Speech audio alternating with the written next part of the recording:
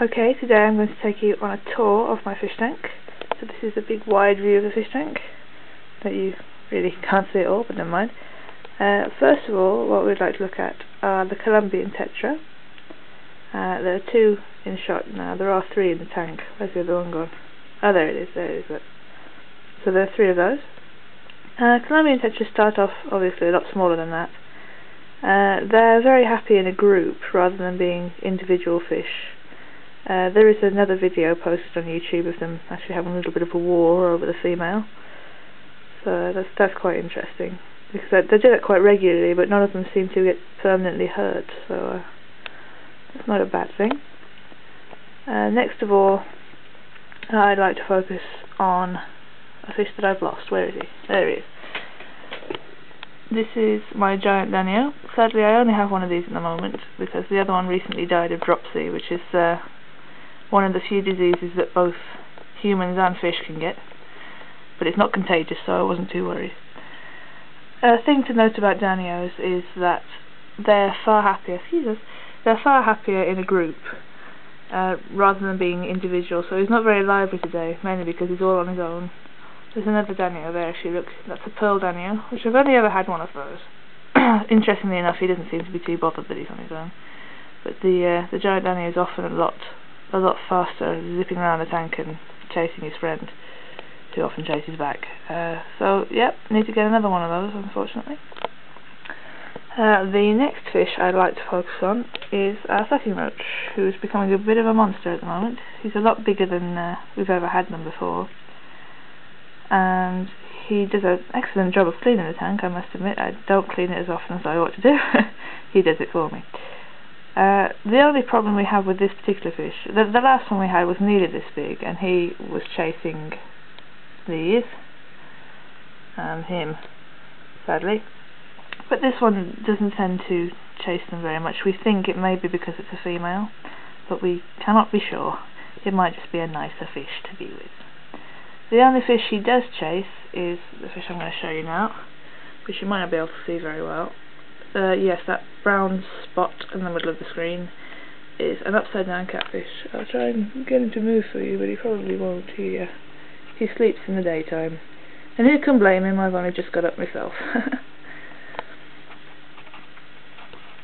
The next kind of fish I'd like to show you are these fish. This is a white cloud mountain minnow, and I think we've got 6 of these. Oh, excuse us, I've lost him there. Never mind, well there they are again, look. These actually are native to China, and you can actually keep these ones outdoor in the summer. You could keep them, as long as you keep them at room temperature basically, you don't have to keep them in a tropical tank. They can just be kept sort of in your goldfish bowl on the sideboard, but as long as they don't get particularly cold, they're alright. They do live outdoors in China, obviously. So you can actually put them outside in the summer, but we wouldn't, because they'd probably get eaten either by birds or the cat. So yeah, that's them. The next kind of fish I'd like to show you are some harlequins that we've got. I can't get a very good shot at them at the moment. There's one. Harlequins, we had these when they were very, very, very small, and we didn't think they were going to survive very long. They existed solely in my breeding tank for a while, just till they got settled. Since then they've grown to maturity, so I quite like these fish. So I'll get them in a shoal. I'll show you in a shoal, because they're quite nice in a group. There's a quite big one there, you might see her a bit better. The way you can tell the difference between these, in shot now there are 2 females. The males, their black line, where their black part finishes, it's straight.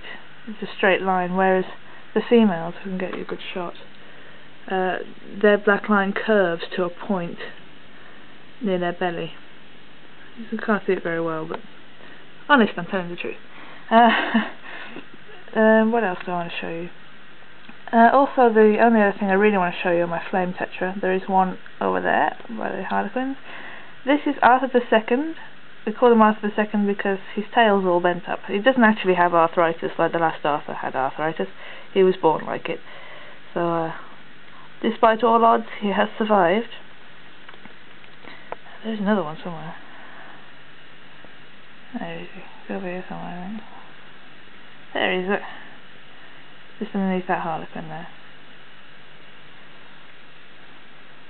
Yep, and that's about it. I think that's all I want to show you. Well, if there's any more, I missed it now. Thanks for watching, and please comment.